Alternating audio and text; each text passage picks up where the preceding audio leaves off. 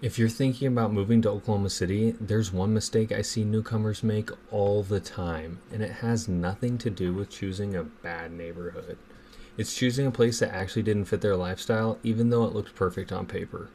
Today, I want to talk about where people move often in Oklahoma City without realizing what they're getting into, and why this is really about expectations versus reality. Hey, I'm Caleb Dobbs with the Cactus Trails team here in Oklahoma City. My fiance and I help buyers and sellers navigate the market with clear expectations, honest advice, and local market insight, especially if you're new to the area.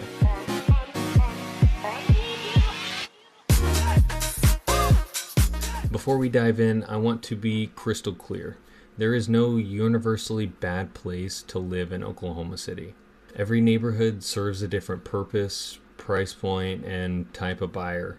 The problems usually happen when somebody moves into an area expecting one experience and then realizes day-to-day life is totally different. So this video isn't about trashing neighborhoods, it's about helping you avoid a mismatch. One of the biggest challenges I see with people relocating to Oklahoma City, especially from larger or coastal cities, is misunderstanding what affordable and livability actually mean here. People see lower home prices and assume the monthly costs will always be low, neighborhoods feel consistent block to block, and everything functions like a typical suburb, but Oklahoma City doesn't always work that way. Two homes at the same price point can be very different lifestyles, and sometimes even two streets in the same area can feel totally different. A great example of this is the Village. A lot of people moving to Oklahoma City see the Village and expect a quiet, uniform suburb because of the location and the price point. But the reality is the Village is extremely block to block. One street might feel calm and residential, the next street over feels very different depending on traffic patterns, home age, and nearby development. That doesn't make the Village a bad place to live at all. I live here, but it means it's not an area you want to choose based on a quick drive-through or a simple map search. You really need to understand the specific street you're buying on. And another area that surprises newcomers is Midtown Oklahoma City.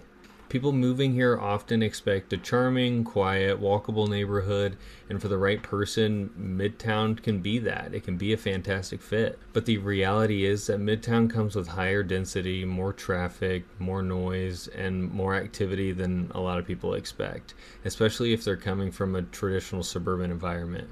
For some buyers, that energy is exactly what they want, and for others, it can be overwhelming very quickly. This is a perfect example of how the issue usually isn't the neighborhood, it's just a mismatch of lifestyle and expectations. One of the biggest expectation gaps for people moving to Oklahoma City shows up after they buy the home and not before. Yes, home prices here are lower than the national average, but that doesn't always translate to a lower monthly ownership cost. One of the biggest reasons is homeowners insurance. In Oklahoma City, the average annual homeowner's insurance premium is around $6,000 per year, compared to a national average that's typically closer to $2,000 or $3,000. In many cases, that means insurance can be 2 or 3 times higher than what buyers are typically used to, and that surprises a lot of newcomers, especially those relocating from states where severe weather isn't a major factor. And another thing people don't expect is how deductibles work here. Instead of a flat $500 or $1,000 deductible, many Oklahoma policies use a percentage-based wind and hail deductibles. This means that the deductible is based on the home's insured value and not the cost of the actual repair. For example, on a $400,000 home, 2% wind or hail deductible means the homeowner is responsible for $8,000 out of pocket before insurance even kicks in. This doesn't make homeownership here a bad decision at all. It just means that the affordability conversation in Oklahoma City looks different than people might expect. The purchase price may be lower, but planning for insurance, deductibles, long-term maintenance matters more here than other markets. One thing that consistently surprises people moving to Oklahoma City is how mixed some areas are, especially compared to newer master plan cities. In many parts of the metro, residential neighborhoods sit close to commercial buildings, industrial spaces, older apartment complexes, and newer developments, sometimes all within the same few blocks. What happens is people search by price, they see a home they love, and then they assume the surrounding area will feel consistent in every direction. But in Oklahoma City, that's not always the case. You might have a street that feels quiet, residential, and well kept, and just a block or two away, the environment feels completely different. Different traffic patterns, different noise levels, different activity throughout the day. This is especially important for buyers who are used to areas where zoning is more separated or neighborhoods were all built at once.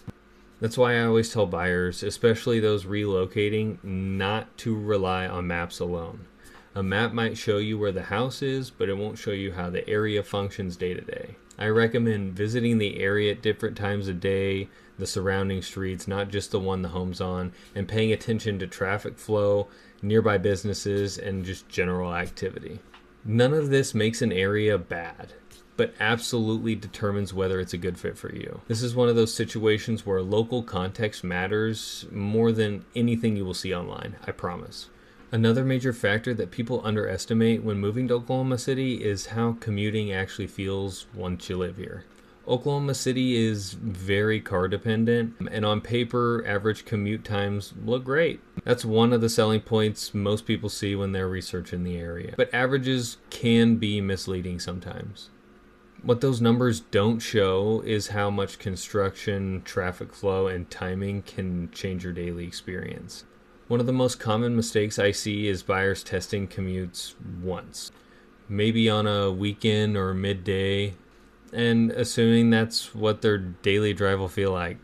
In reality, certain highways and interchanges experience long-term construction projects that last for years, not months. Lane shifts, reduced speeds, and rerouted traffic can quietly turn a short drive into a daily source of stress quickly. Another thing that people don't always consider is how spread out Oklahoma City is.